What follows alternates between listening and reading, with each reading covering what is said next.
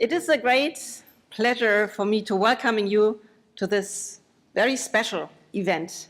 Mind the Gap, why our society needs to share knowledge. That is the topic of tonight's discussion. I'm very happy that we have the occasion and the time to communicate a little bit about communication. Communication between scientists, obviously, but also communication between scientists and the public. Now, in theory, we could have spent a lot of time introducing the members of the panel, the distinguished members of the panel, I should say.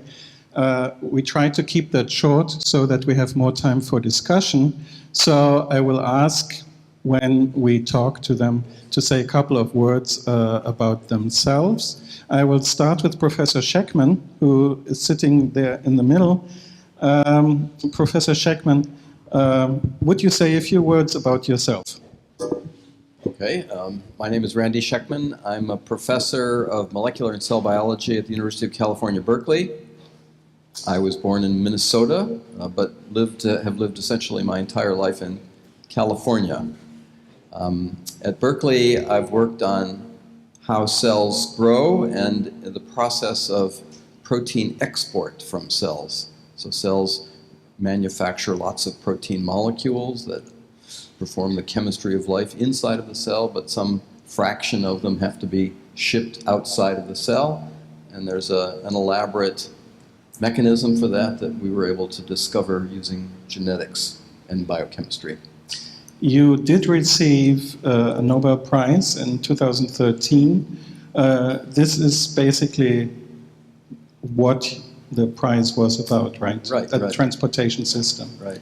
Now, one part of your work is finding out how that works, and the other part is how you tell this to other scientists so that they understand what you found. Mm-hmm. Now, obviously, this will have taken many journal articles, conference presentations. How complicated is it to communicate that? Well, you learn in the course of a career how to communicate.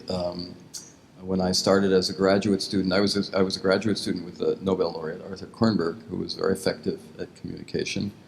And I had tremendous advantage of that education from him because in that department, being able to explain yourself clearly, succinctly, in a brief period of time was given a very high priority. So that was a real advantage that I had launching my own career. And I hope that I've been able to impart the same kind of concern for that clarity to my own students. Now, these days, it does not only count what you say, but where you say it.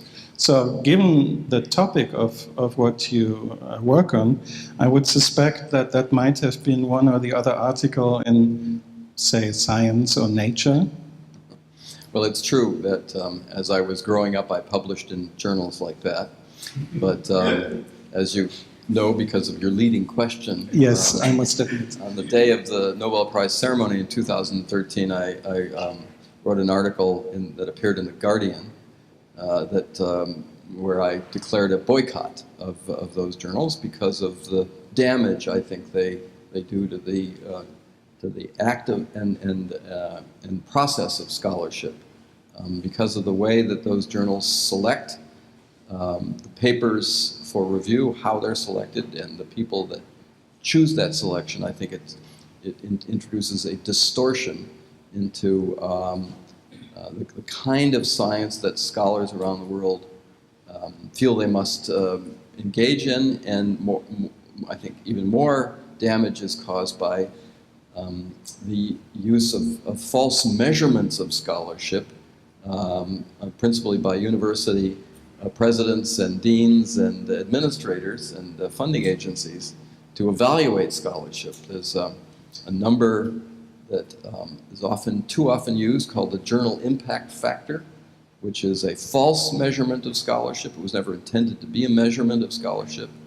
It was created to be used by university librarians to decide which journals to subscribe to, but it has morphed over the 15 past years to be used as a direct measurement of one's scholarly activity. And this is a I think this is a terrible trend. It was promoted to a large extent by journals that succeeded in that game, and my greatest challenge has been to try to diminish that influence, and I do so whenever I have the opportunity.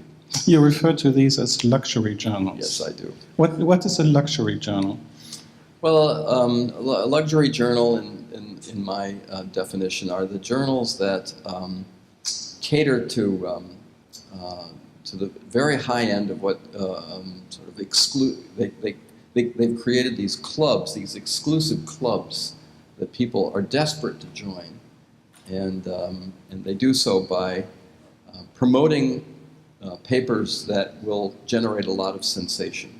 They are often motivated by their commercial business. They are in the business of selling magazines, and the people who make the decisions at these journals do so, whether they'll admit it or not, on the basis of whether the papers they guess the papers are going to generate a lot of citations, and that I think has distorted scholarship. It's created a toxic environment where, for instance, in Asia, particularly in China, scholars are paid bribes just to get their work published in journals like Cell, Nature, and Science. In China, the Chinese Academy of Sciences published a bulletin several years ago that literally offered the equivalent of $33,000 private cash spending money just for their scholars to publish in Cell, Nature, or Science, irrespective of the paper itself. I think this is an enormous distortion. It causes people not only to misrepresent their work, but to commit fraud. And there have been many examples of this in the pages of Cell, Nature, and Science. Yes, we will come to the fraud issue. Thank you very much. Of course, there's a very different model of how to publish science. So, for example, to give it away. But still, people have to pay. Professor Meijer, could you say a couple of words about yourself? And yes, and then I'll ask you. Yes, thank you very much. So my name is Gerard Meijer, and I'm Dutch. I'm a physicist, and since 2002 I have been director of the Fritz Haber Institute in Berlin, which is actually the oldest Max Planck Institute in the field of physical chemistry, chemical physics. And I thought I would never leave the Max Planck Society until in 2012. My alma mater, the Radboud University in Nijmegen, asked me to become president. And I felt it's a call of duty, and I have served my own university then for 4.5 years. After that, the Max Planck Society fortunately asked me to come back, and so I am back in Berlin and back to fundamental research, but also very happy that I managed to give something back to the university to which I actually thank and owe my career. And in that capacity, as president of one of in the Netherlands we only have 13 universities, so of one of the 13 Dutch universities, I have been involved in negotiations with the publishers on behalf of all the Dutch universities on making progress in open access of scientific publications. And we realized that we can only convince the journals or make progress in that area if we connect that to the discussions about the subscriptions to the journals and the prices that are charged.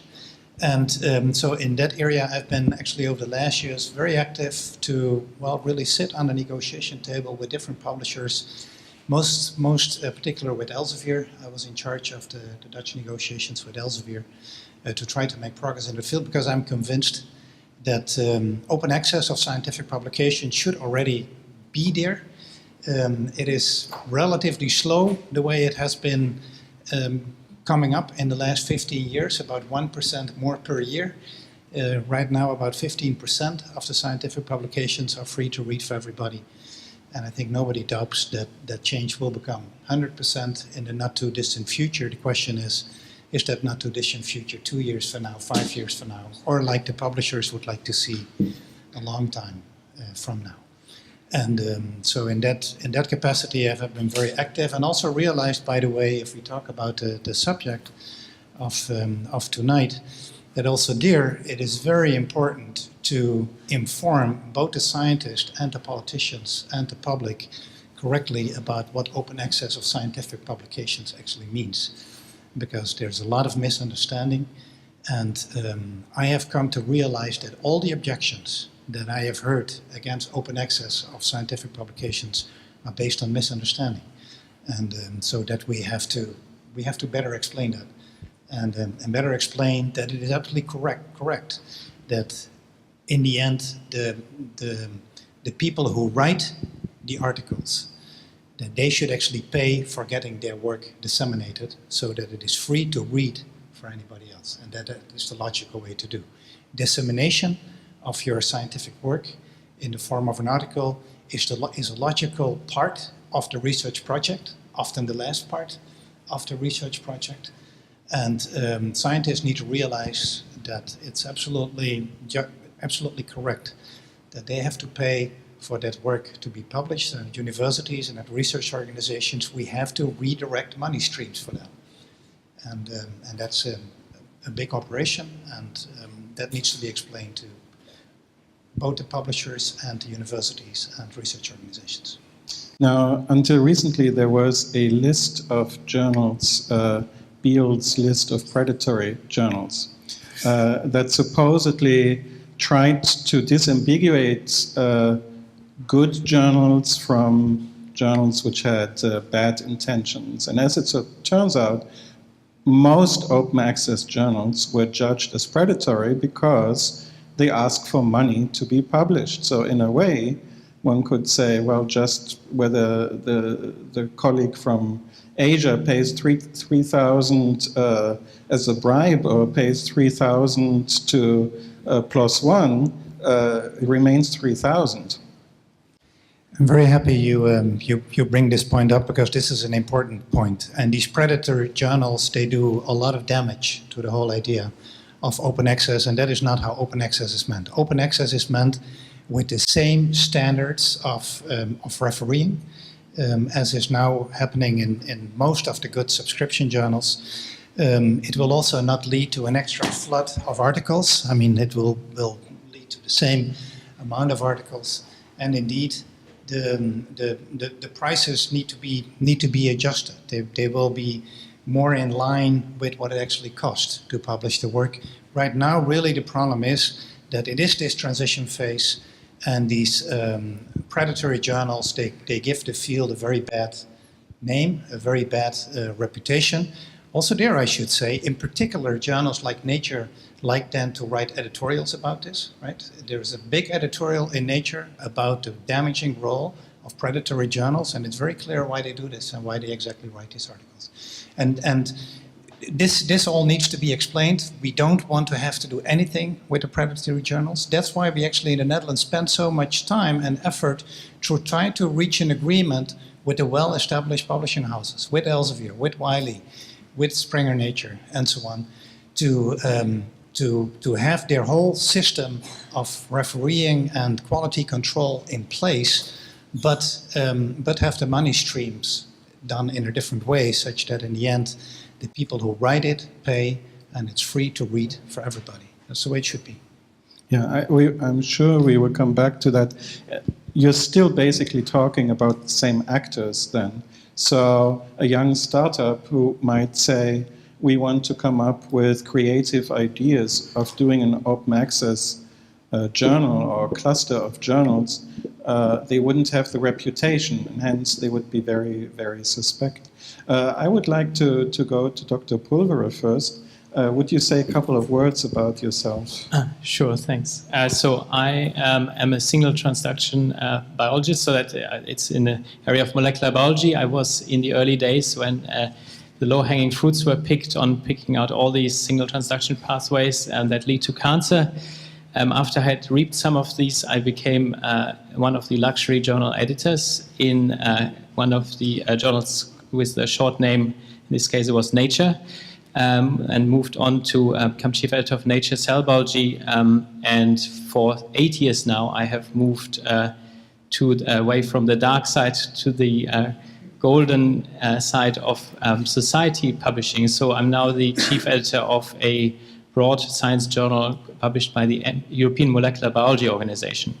And in fact, it's quite interesting that Randy and I were involved in launching a declaration against the impact factor together. So we came to the same conclusions, but rather orthogonally, because I would, maybe to expand a little bit on the luxury brand, I would strongly agree that nature is a more powerful brand than Chanel now in driving customer behavior. But I would say this is not the fault of the editors or even the publishers at Nature, but the system itself. And I would see the cause of the problems rather differently at the role the whole ecosystem is self-contained, and basically no single entity can escape the power of that journal impact factor and other metrics that are driving the system. And maybe we can come back to some of the causes: over competition in science, difficulties in evaluation science, complex science, hyper-specialized science, with limited research funds available. I think these are the drivers of the behavior that we see. And of course, there are businesses that reap the profits of it. On the one hand, the journals that are not really journals but just make money by claiming they're journals. On the other hand, the fashionable brands that, of course, do damn then do away with these business opportunities. But I think the system itself has to change. It's not up to Nature to change the system on its own. It has to be the research evaluation processes themselves that have to change. And I would really like to come back in the discussion to that point. Well, the use of the term system is, of course, interesting. What is the system? So I had an experience when I was teaching many years ago in Quebec, a course called the Scientific Foundations of Psychology, which was like psychology for non-psychologists. I asked the question, why do we actually publish? And I wanted to get into this spreading of knowledge and all the good things that we have as the topic for today's meeting. And so this guy raises his hand and I say, yes, you. And he says, well, you publish so that you get reputation, so that you get grants, so that you have data to publish, so that you get more reputation, so that you told it 2 or 3 times. And I was completely floored. A, by the cynicism, and B, that, well, of course, there was a grain of truth in this. Even so, this is not why we actually do this. So when we talk about that system, and we have the system of scientists, of research institutions, of journals, of universities, of course, there's the real world outside. And the real world, they don't even know what impact factors are. They want to know what might be healthy or what will be a clean energy source. And that is the very smooth transition to Hashem. Would you say a few words about yourself? Yeah, thank you. My name is Hashem Al-Ghaili. I'm from Yemen. I graduated from Jacobs University, got my master's in molecular biotechnology. Currently, I'm a science communicator with follow-up on social media, 8.3 million people, and over 4.4 billion views, with the ability to reach 300 million per week on the internet, just for science. And so what I do basically is bridge the gap between the results that scientists have gathered in the lab to the general public in a very simplified and engaging way, through videos, infographics, live discussions. And I do this on different platforms on social media. And yes, as you said, people don't really care about impact factor or, whatever reputation scientists are looking for. They just want to know, what's the point of this research? Yeah, how is this affecting me directly or indirectly? And this is why I find it, as a big responsibility to communicate these results from authentic sources. This is why I go to journals. I have to have access to these papers. Unfortunately, most of the papers don't really have this, open access. But one interesting thing is that people will always try to find ways to get this access. I mean, if you look, when YouTube was blocked in Germany, people started using proxy to access the things that they can't see. And so one girl from Kazakhstan created Sci-Hub, It's a website which allows you to basically access any paper, even if it's published yesterday on Nature Journal. And you just get the PDF file and you don't have to pay a penny. Now, I'm not promoting this because it would be like promoting piracy. No, I'm not promoting on social media. It would be like helping piracy, but I definitely use it to check out the sources to make sure that what I'm sharing with the people is something really authentic. In a world where internet is, bombarded with information from everywhere, it's becoming very hard to distinguish between what's real and what's fake. And so I really have to access the paper and see the methods and how things are done so that I simplify these things. Luckily, about 80% of the journals that I visit to get the papers, they don't actually provide this open access, but the supplementary materials are free. So I can access the supplementary materials, which often contain videos. And that's what I'm looking for, videos. People don't want text, they want to see something that has happened. That's how you convince them. And so I give these videos and I use them, I consider them myself that this is open access. I can just use it for free. I'm using it for educational, non-commercial purpose.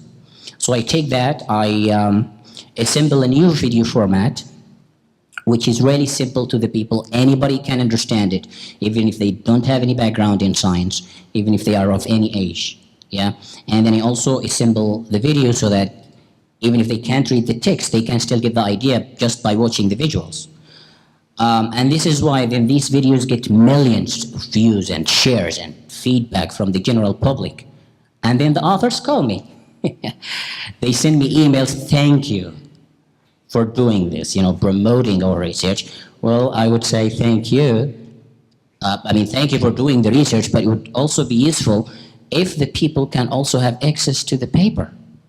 Because a lot of people now, with this hard, it's becoming hard to distinguish between the real information. People then are going to the original research. They're really becoming more interested in the original research. I always put on the first comment, a link to the original research from where this information was taken.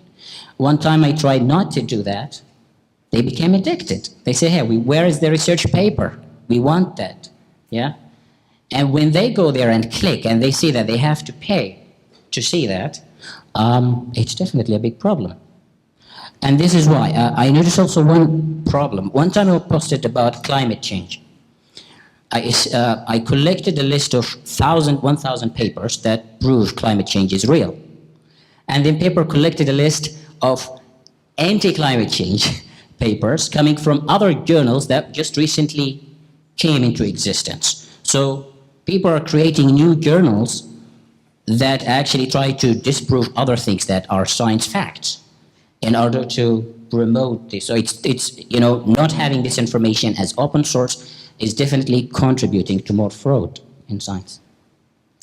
Andrea Kaczynski, Professor Koschinsky, a colleague of mine, would you say a couple of words about yourself? Yeah, thank you.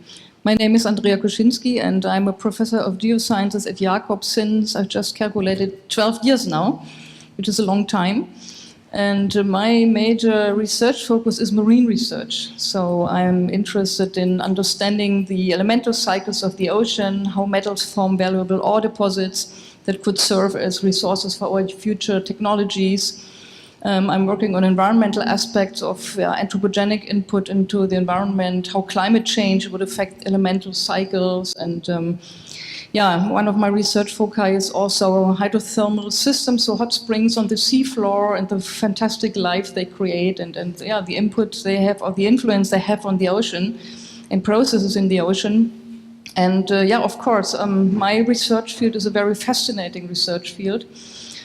So in addition to, of course, which is also a major part of my work, is publishing our scientific results in journals, I'm also trying to use the opportunity of this fascination of this science to communicate our knowledge to the public.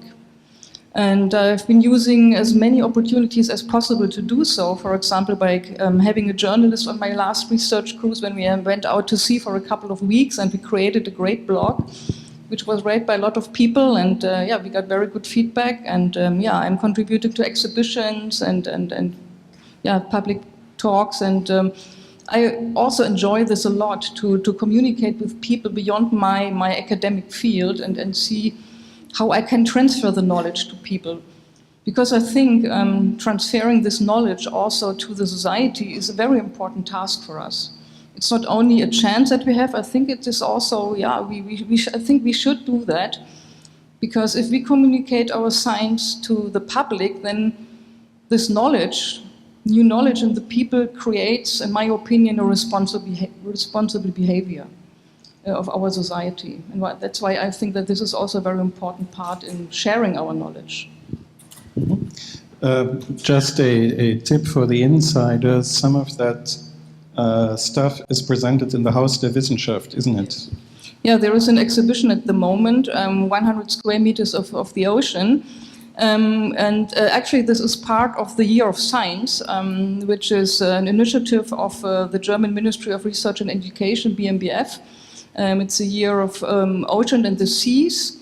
And there are hundreds of activities everywhere in Germany, and in Bremen, in the House of Science, there is an exhibition, and this is also accompanied by a lot of other activities, such as like panel discussions we had last month and other talks, etc. And also part of the material that we gathered from the seafloor on my last cruise, and the equipment we have been using is displayed there. So it's a great opportunity for us to really display also exhibits from our research. Now, thank you. Now I start to be a little bit more nasty, let's say. So I like that you said we should communicate to the public, and for example, it can help them to behave in a more responsible way and so forth. And I can easily think of topics where that is the case.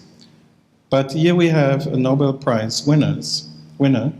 If he tells the results that got him the prize to somebody in the general public, they will say, okay, how does it relate to me and my life? Do they ask you this sometimes, Professor Schekman? Would you give them that? Yes, they always ask me that. So what do you answer? So I'm curious, what is the answer then? Well, in the case of my work, it's actually fairly easy to answer that. And I can give that answer if you wish, but I think all scientists should be prepared to describe how their work relates to issues of interest to the common person. It needn't be something that has a practical application, but there should be a way of conveying the enthusiasm for science, the excitement of discovery, even if there's no practical application. Because in my feeling is that any discovery of a fundamental nature will inevitably have practical applications. I mean, Einstein's theory of relativity had no obvious practical application, and yet it is the foundation of quantum theory and much of the electronic revolution that we now enjoy. That couldn't possibly have been imagined at the time. In the case of my work, there was a direct practical application that wasn't of interest to me personally in my own work, but which inevitably came right out of our work, and which I was able to contribute to in the development of the biotechnology industry in the Bay Area in California. So, the discoveries in basic science have so many obvious practical applications eventually, but not initially. I mean, the best example recently is the excitement of CRISPR-Cas9, which I'm sure you've all heard of. The origins of that are less well known.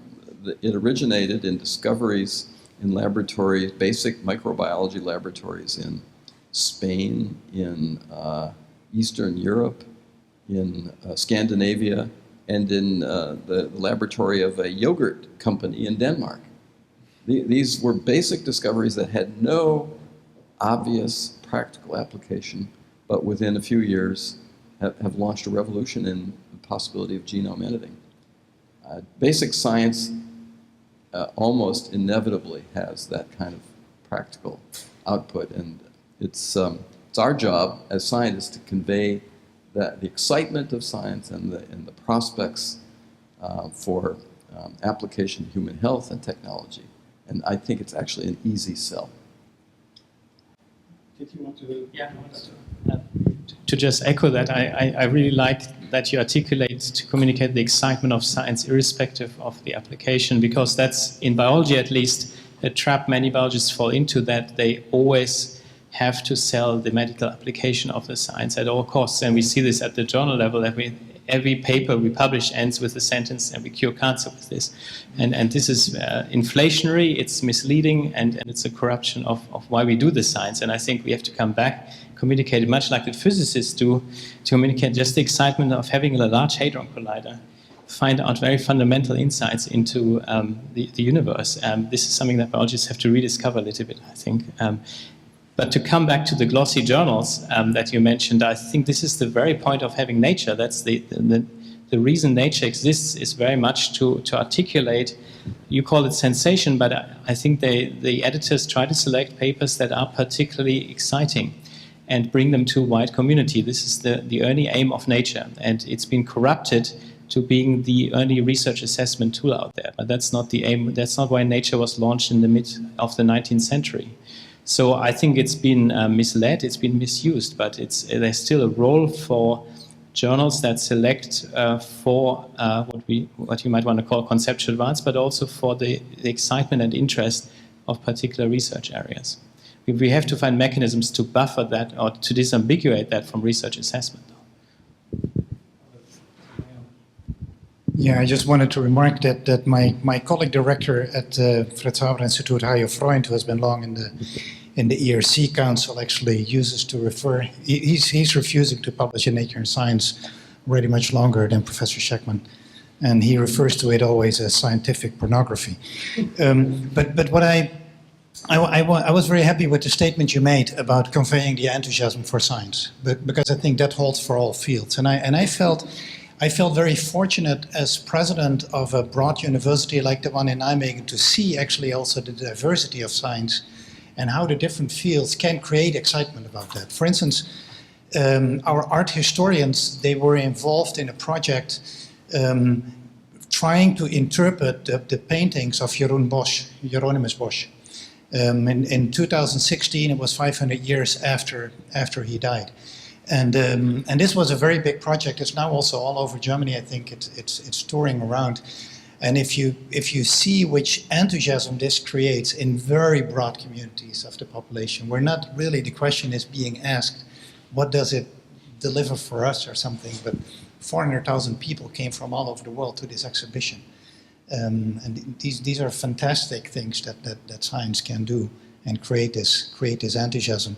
Also for young people, I think all universities will participate in things like the Long Night of Sciences or whatever it is called, right? A few weeks from now. And a few weeks from now in Berlin, at least. I don't know where, if it is nationwide. And I think those things are very important to do.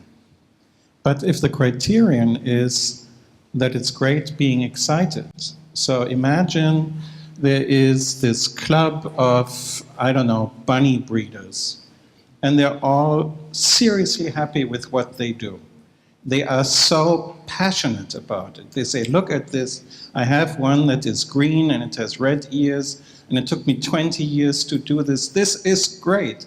And then they turn around to somebody who walks on the street and said, give me money. Why? Because what I do, I'm passionate about it. Now, truly, we can see that there are applications of some of the work, but is passion sufficient as a criterion to justify getting public funding for this to no end? How much money can you ask for? We can get an innumerate amount of people who are passionate about their work, but that cannot be a viable model. So at some point we have to say there is maybe a limited amount of money. How do you make the decision? How do you make the decision which passion is better spent than the other one? Yeah. There is a company called Nicolai Publishing, I guess. and they're trying to develop a system which helps the organizations that provide grants to choose research groups very carefully. Yeah, so they look into the publications, yeah, and then they create a merit using some kind of artificial intelligence system, yeah, which decides how or which group really deserves to get the funding. So, and part of that is how the general public will react to this. And this is why also some researchers then also contact me, say, okay, can you communicate my results? Because then they use this, how much, the general public was interested in that, to tell the people, okay, the general public was interested, so we could get funding for this. So by communicating their results to the general public, making them interested, it's not necessarily that you will be passionate also. The general public has to be passionate, and then that is used to get the funding by some researchers.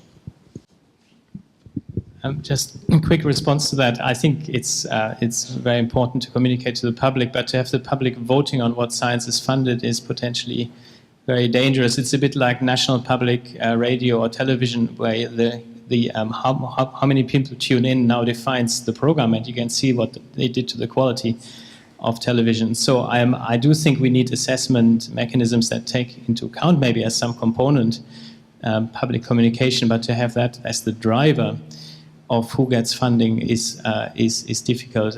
Passion alone is of course not enough. It has to be supported by quality and by how far each individual contribution brings science forward or brings knowledge forward. But I think overall we have to articulate the scientific endeavor as a cultural phenomenon. It's like supporting the arts or supporting opera. It's all part of the fabric of a civilized society to engage in this process. And it's not a huge amount of money overall if you think about the total investment in generating a high-level culture in a country. Well, but isn't it also the same then for the humanities, for art, that money is cut left and right, and that you have people who say, look, I have to make ends meet, my rent is going up, my children I have to pay for their childcare, why should I spend 20 euro of mine to support science, 20 euro of mine to support art? I mean, obviously, I agree with that judgment, but basically we are reinforcing what some people would see as an elitist point of view, and the mistrust that we see might be related to that. Take, for example, the vaccine business. So, as most people know, there's in many countries a deep mistrust that these multiple vaccinations create autism and whatnot. And we say again and again, look, the original study was fake. It has been shown. It has been withdrawn. We tell you, we know what we talk about. And they still don't do it. Why don't they do it? Why don't they trust the scientists anymore?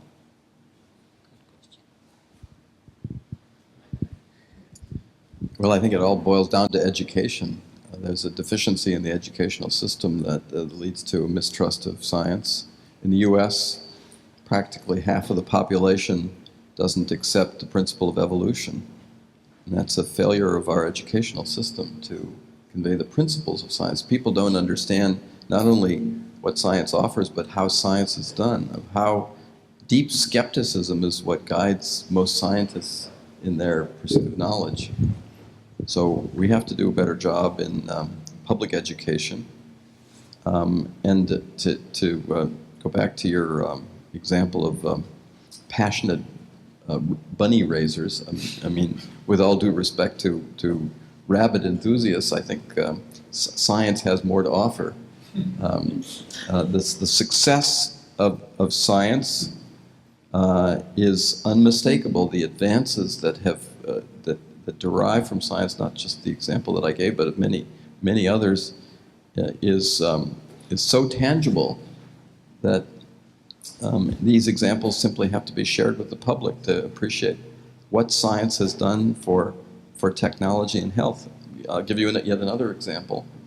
a former colleague of mine, James Allison, was studying the immune system and discovered that there are proteins that T cells use to control their attractiveness to invading pathogens in animals or humans.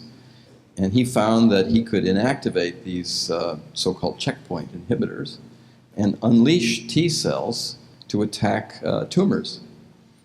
This was all grounded in basic science at UC Berkeley, where we don't have a medical school, so we all do basic science there. And yet it has become now, as a result of that basic science, the major new avenue of cancer treatment, immunotherapy, all derives from his basic science observations. It's been turned in just a few short years into a treatment for melanoma, which used to be a death sentence, into now a survivable disease. So the examples, so I think it's just a question of more public education of the benefits that science offers to society. We are motivated to do science because of our passion for science, but it is unmistakable, after hundreds of years of the scientific method, the benefits that society accrues as a result of the pursuit of basic science. This would almost be a place for applause from the audience, by the way. Having said that, if I take a random journal and I take a random issue of that random journal, there will be a number of articles in there which will never get cited. Some of them will. Some of them will have an impact over time. And some of your strong examples were things where initially it wasn't even obvious how useful they would be and eventually turn out to change the way we look at the world. So I think everybody will agree on the success stories. But what about the mediocre stuff? What about the poor research? In psychology, there's been a lot of noise about a replicability crisis, which is not only in psychology, it has been shown now in a variety of fields, from genetics, many of the medical disciplines, where studies that had provided facts that were taken as gold standards were shown to not replicate, to the point that a large foundation put down some money and said, pick 100 experiments, find a bunch of laboratories, independent laboratories, they all will try to replicate it, and we see what replicates. And lo and behold, and I'm not sure what the final number will be, but the majority of effects have not been reliably replicated. So there is a quality issue there. And at the same time, more and more is published. I don't know how it is with you, but probably you also don't get much reading done of stuff that gets published. There are more journals, there are more articles in journals, there are more pages in journals. There's an explosion of published material to the point where who is actually able to summarize this? I mean, are we not reaching towards a time where we have software that sifts through all of this and does the summary? Because for humans, it becomes almost impossible to do this. Well, maybe you have several questions in this introduction. To go back to this point you brought up in psychology, you can look at it from a very negative side. I think you can also look at it from a positive side, that the field itself has tried to correct that, to better understand what is going on, to see how often things need to be repeated and so on. So it also sounds a self-cleaning of the system, and I know that many people in that field also look at it like that. Related to your second question, indeed, it is. I mean, a lot of things are being published, and I know that more and more routines are being used to automatically search connections, for instance, between diverse fields that normally a human being would not think of connecting so quickly. I think it is still very important that all the scientists do find the time and are given the time and are trusted by the funding agencies and by the universities that they can spend the time to themselves also read the papers. Because when we lose that, then we're very far away. Briefly address both of these. Replicability crisis extends certainly to other fields too. In molecular and cell biology, we have big issues like that. The same initiative extends actually to our area. It's very important to point out that it's a complex problem. So one part of the problem is that the tail is wagging the dog, that people want to publish at all costs in a small subset of journals and do whatever it takes in terms of sloppiness, and some people even actively withhold information to reduce the replicability so they keep the competitive edge on science. This is the extreme of the spectrum. Much of it is due to problems with how we report science, though. Papers are not fit for purpose in communicating complex science. We're still publishing in a format that hasn't changed since the last century, since a PDF is just a copy of what we had in the cellulose world. So I think we need to rediscover how we share information, and this comes maybe to the topic of open science, which we can move to. There's many, many more clever ways now to share information and to access and to discover information, which is what you got at technology to, for example, find experiments in papers, not to find the descriptions of experiments in papers. This is all happening now, and it's crucially important. And I wanted to come back to the point of browsing. This is something that's dying out very rapidly because we're all drowning in this swamp of information, and it's a bit of a travesty actually, because if people do not read around their subject areas anymore, because each subject area has exploded itself, if they only search for their one keyword every week and read the literature on that, we will lose creativity in science, because the exciting science happens at the edges of your knowledge horizon, basically. And this is something that we can't easily recreate in silico, I think. So this is again to come back to I don't want to be too defensive of selective journals, but the very purpose of selective journals is, of course, to give people access to broad arena of science. That's the whole purpose of broad science journals like Nature and Science. We have to rediscover the original purpose of these and move them away from research assessment. That's the killer here, I think. Yeah, actually, that was exactly one of my thoughts. Now, this topic of the explosion of publications and of data and knowledge. When I thought about this evening and what the topics may be, because this is really a question I have, and I wonder how we are going to continue with this topic.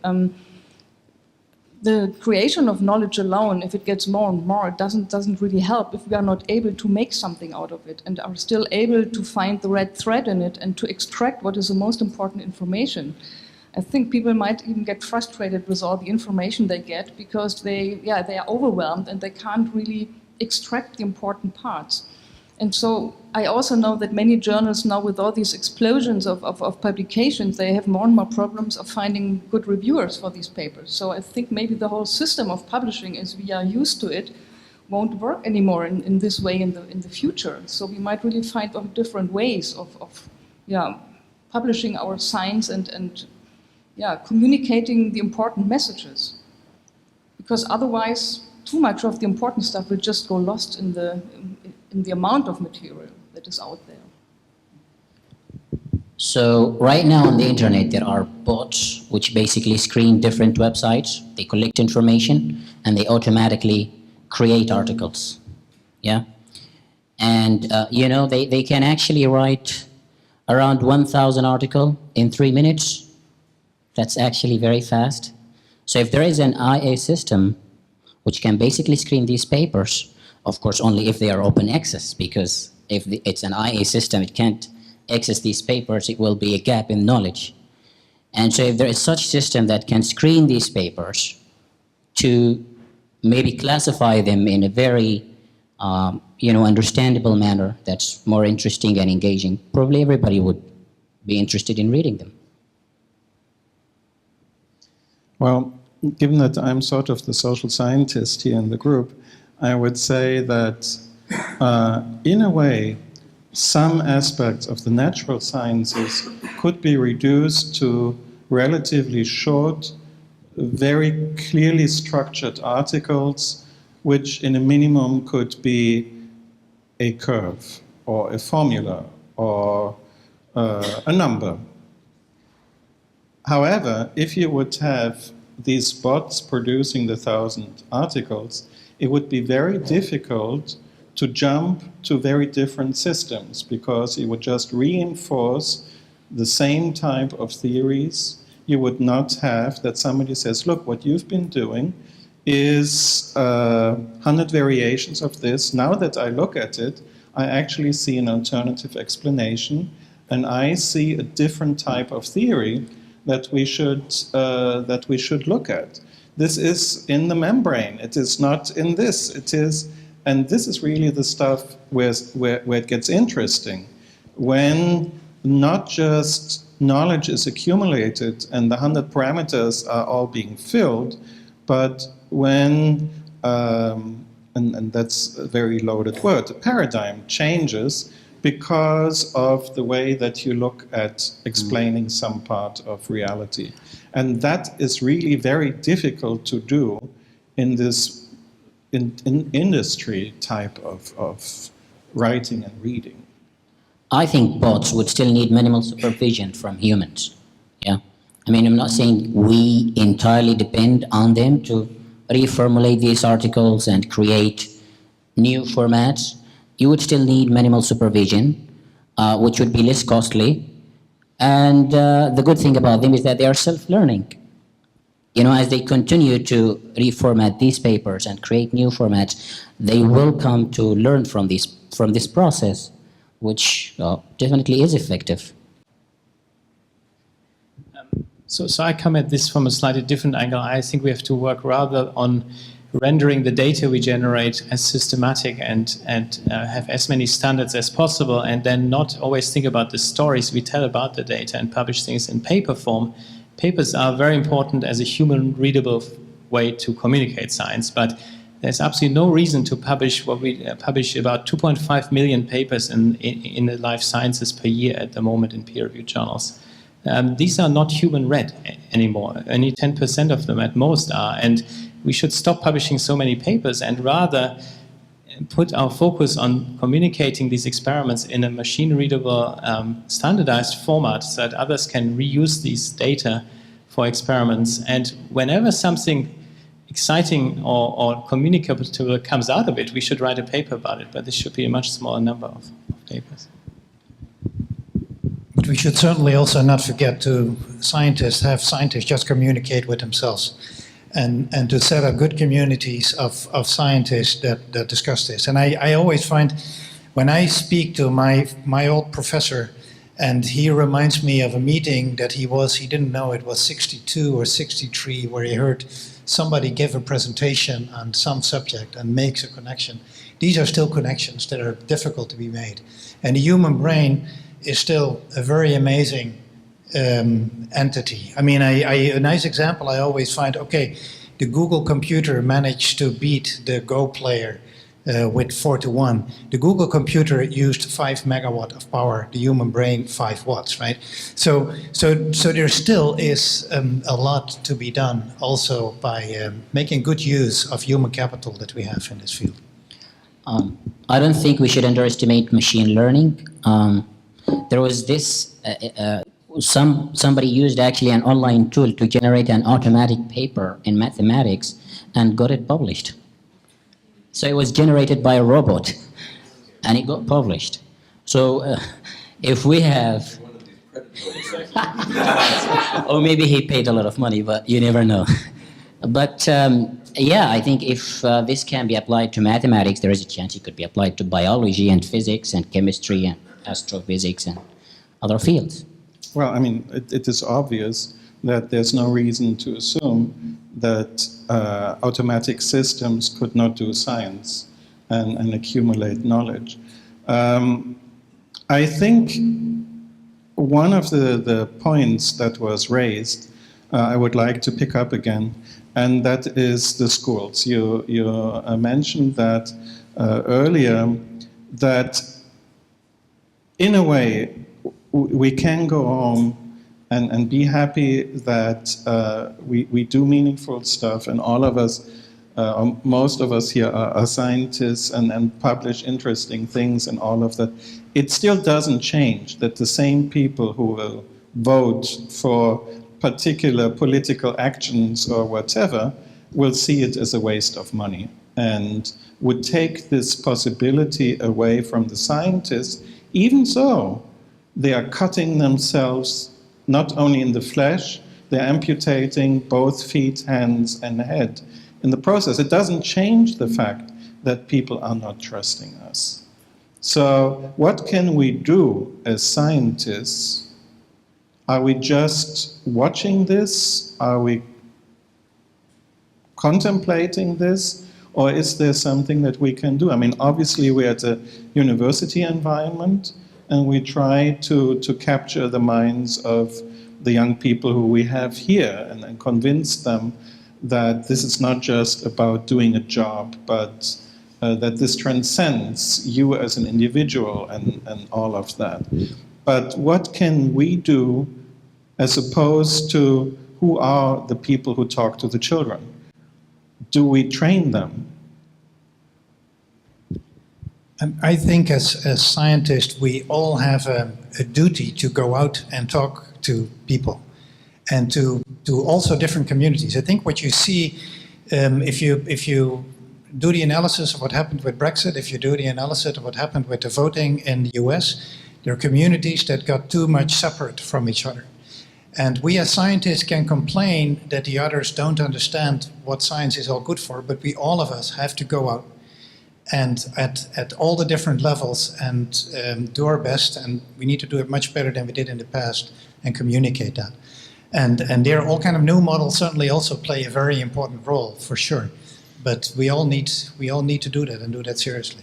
I like this very much. I mean, I remember when I went to the States for the first time, I mean, university-wise, it was a culture shock because at the German State University, I had seen that the big professors would do very advanced seminars on the pet topic of their choice, and the intro classes, which didn't have much glamour, were given by young people who would just start out. In the US, you would take the person who is the most passionate. You might take, in Berkeley, you would take a Nobel Prize winner to give an intro course, because at the end of that day, 10 kids will leave that room and say, this is what I'm going to do. And I think this is the thing when we talk about the schools, that the teachers are not in a great position. They are often not in the position to be super passionate or so. So I think this is a very good point, that in theory, one should lend some of that passion and get them in a way that maybe some TV programs sometimes do. And they do. I mean, just the other day I saw something about Mr. Rogers, who was very, very important to convince kids that certain things are very important. You wanted to comment on that? Not on Mr. Rogers. But I know. I brought him late in the game, yes. Well, you raise an interesting point that we let's say at Berkeley, teach students who become enthusiastic and go off and want careers in science or in medicine. But rarely do these students at a place like Berkeley want to go off and become teachers at the secondary level. That's the real problem, particularly in teaching science. It's extraordinarily difficult, in the US at least, to find qualified science teachers to teach subjects like evolution or climate change. Enormously difficult, because teaching, unfortunately, in the US is typically not an honored profession that's well compensated. Students at the major research universities rarely choose a career in secondary education. That's because it's not sufficiently compensated. That would require a reorganization of social priorities to give to encourage university students to go into teaching as a profession. Would go a long way towards solving the problem of fundamental lack of appreciation of science in the population, at least in the US. And maybe it's better here in Germany, I hope it is. because it's pretty appallingly bad in the U.S.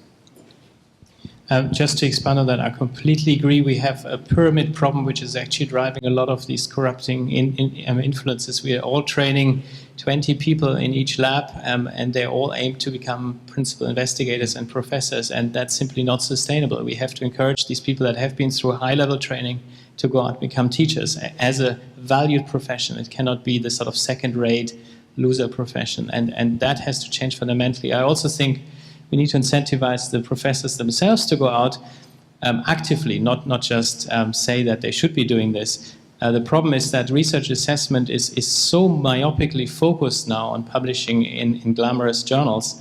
Nothing else counts anymore, and people have very limited time in this ultra-competitive environment. If things like these are started to be valued again as part of research outputs, and by the way, this also includes being a good peer reviewer, which is completely unvalued at the moment. It's not remunerated, which I agree with, but it also doesn't count for your own research progression in any way.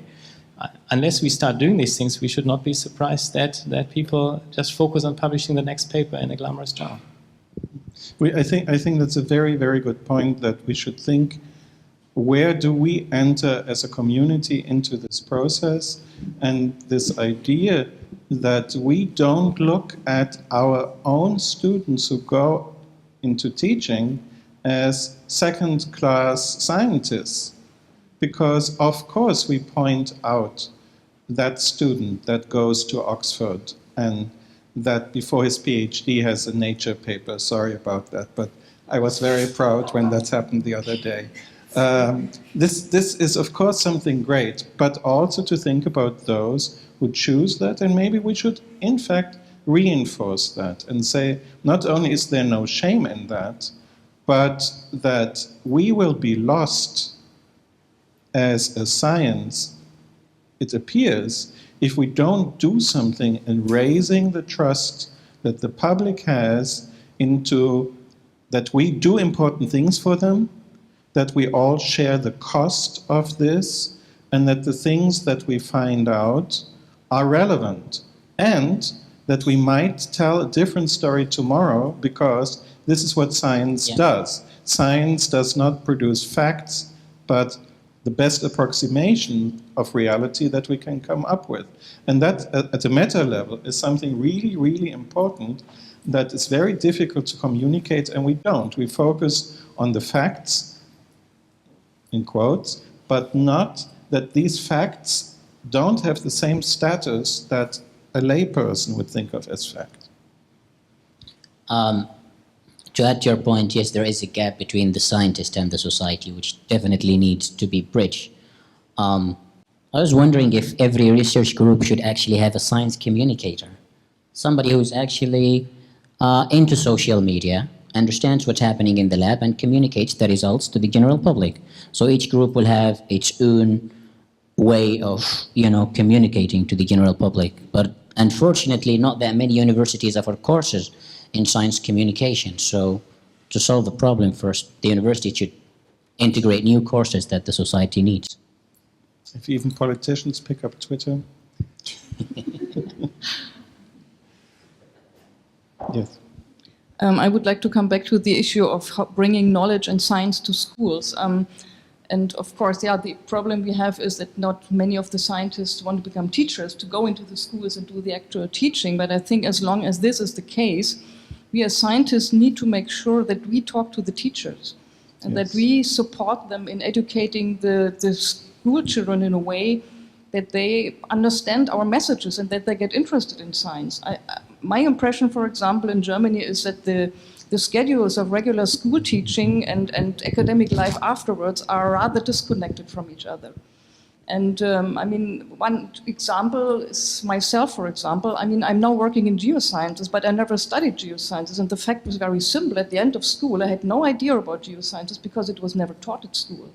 Although, the world around us is what makes everything go round. So, and only later on, I learned about it and I found my interest in it and I basically switched.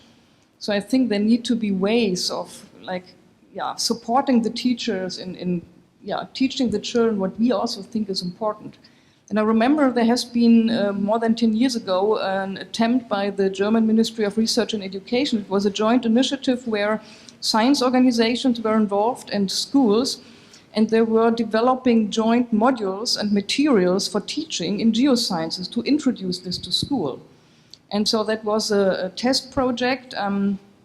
It seemed to work quite well. I think one of the reasons why it wasn't really successful in the long run was that most teachers simply don't have the capacities to take up more possibilities and things. But I think generally this would be a good way of involving scientists and coming up with new teaching concepts in school. It's like donating blood. We're donating science in that context. Maybe as a best practice example to mention there, so at one point we were in Nijmegen, this is 20 years ago, we were looking at a number of students in physics. It's not that many, and we were looking from which high schools they come, and then you realize that from some schools, every year 2 or 3 students come, and from other schools not, and it has to do with teachers. It has to do with the teachers at the high school that are motivating the people, and what we then did, and this is a program that all universities in the Netherlands now do, they appoint high school teachers for 1 day per week at the university to help in the first year at the university to supervise students, to make the transition from high school to the university better, but also to motivate the teachers even more. And this is a program that works fantastically to just stimulate at least those that really want to be involved with the university directly. What about when the teacher when teachers mix their own ideology? Yeah? Teacher who doesn't believe in climate change, you can't expect him to teach climate change in school.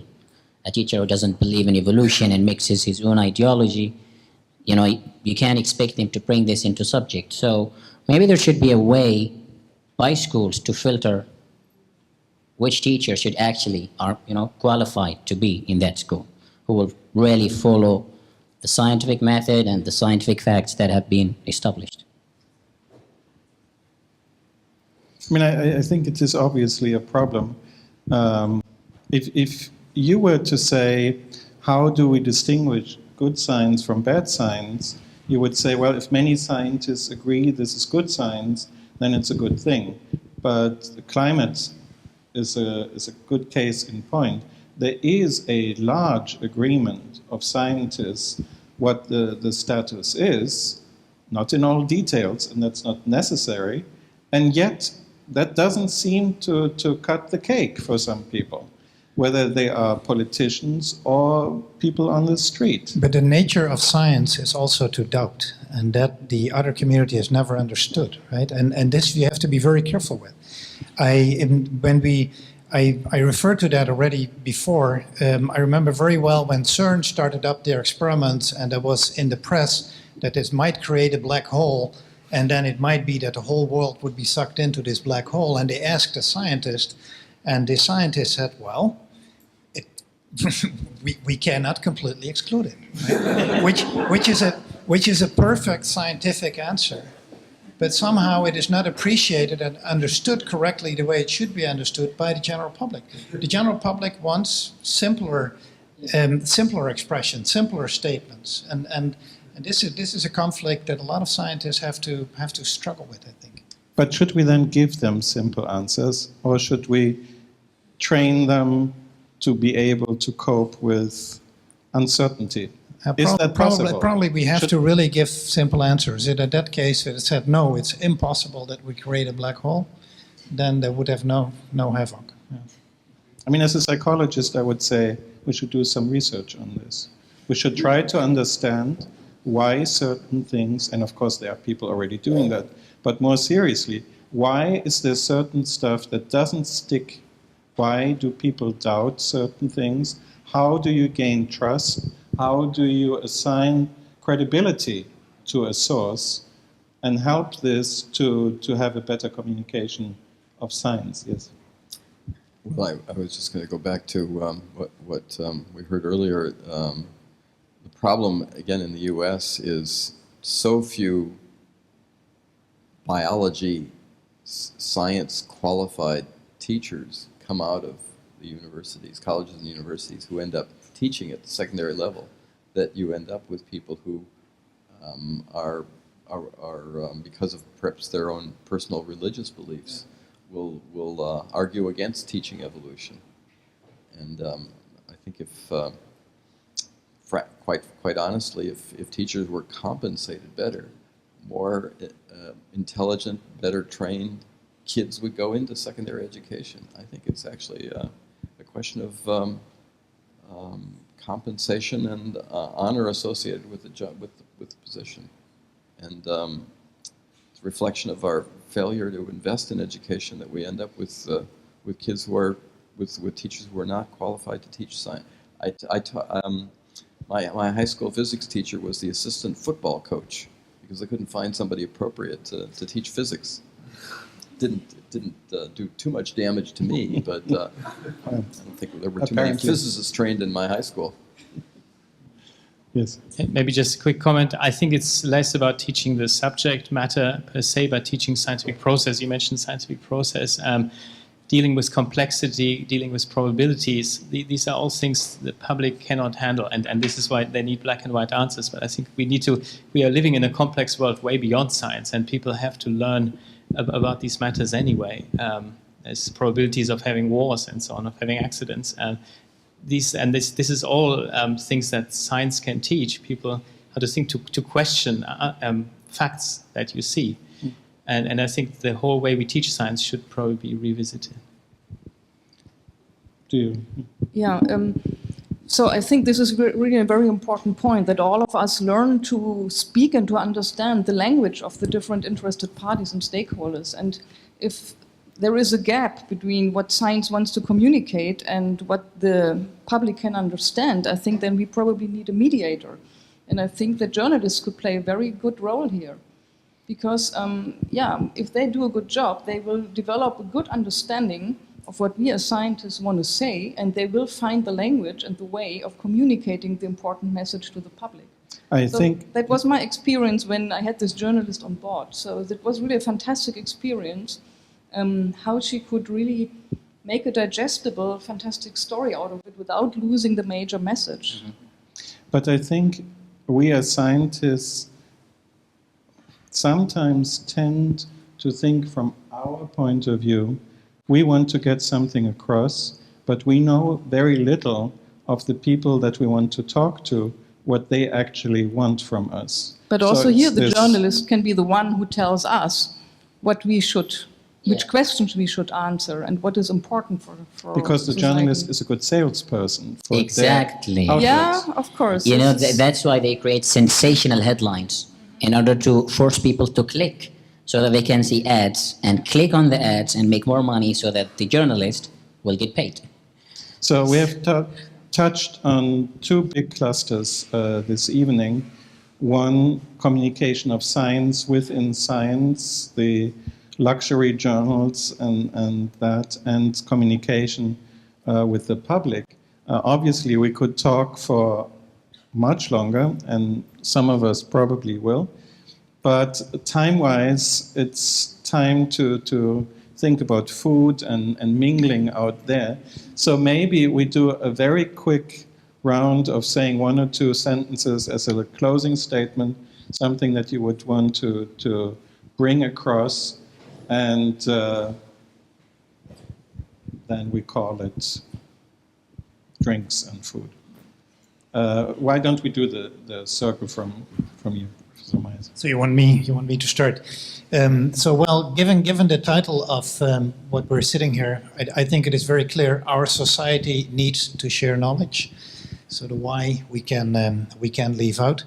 We need all together to work on the fact that scientific publications become available indeed for everybody. That will solve a lot of problems. If we talk about open science, this is also about availability of the data. And I think we should, as scientists, be very careful to not make the same mistake with data as that we have made with journal articles. We have basically given the publication of our own work away to commercial companies, and now we have to struggle to get it back. And we have to make sure that if it is about data, that we keep that under our own control. And I know that the big publishing houses offer their platforms to store the data on, but we should be very careful with that. Just to extend that, I think we need to ensure that we invest in a process that is internally, so within the scientific process, that is reliable and trustable by the public. We have some work to do, the reproducibility crisis. There's also a crisis in some ways of misdeeds in science that are being perpetuated, at least in biology to some extent. These are all driven by the corrupting influences of the research, skewed research assessment. So this is one thing we absolutely need to deal with. I would like to pick up to extent from open access, which is a big term. I think that's important, but not the only story. I think open science is much more important, that we start to share all meaningful data in a way that is usable and reusable, and that is filtered for quality in ways that that is a big challenge, because it's way beyond the 18,000 journals that we have at the moment. It's an order of magnitude more, and we have to find probably automatable, semi-automatable ways to assess the basic quality of this.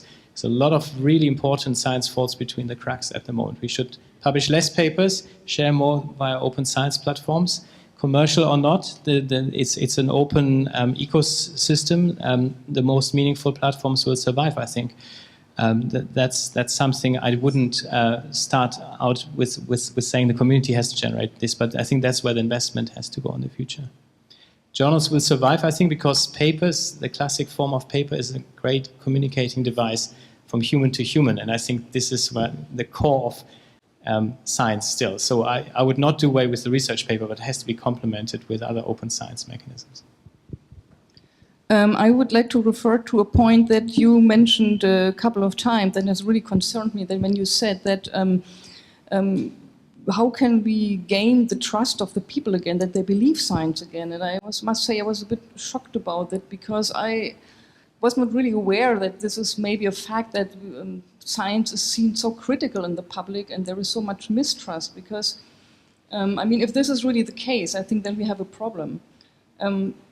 My impression and my hope was actually that when society talks to scientists, that they would assume that we just want to tell the truth because we have no benefit of pushing them in one direction or the other, while the politician wants to win the election and the business person wants to make money.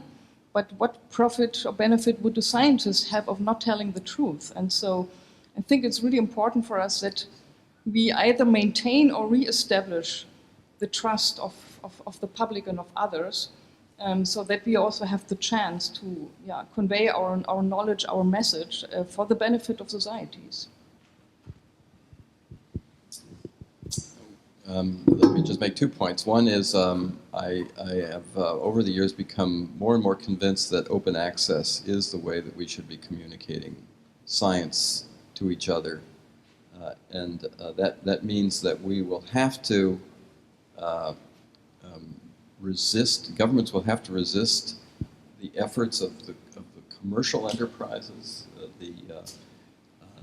Elsevier, which is a giant conglomerate that controls vast amounts of literature, and that their influence needs to be dampened. And that can be done in 2 ways. One is by the open access, by eventually insisting that all papers conform to the highest standard of Creative Commons license for open access publications. And secondly, a new trend, particularly in the life sciences, that I think is, I eagerly see developing, and that is that scientists are more and more now inclined to post their work initially on an open archive. This has been true in physics for over 25 years. It's been enormously successful in the physical science community, and I see that trend developing in the life sciences, where people are, when they're ready to submit their work for publication, are willing to post it online for all to see.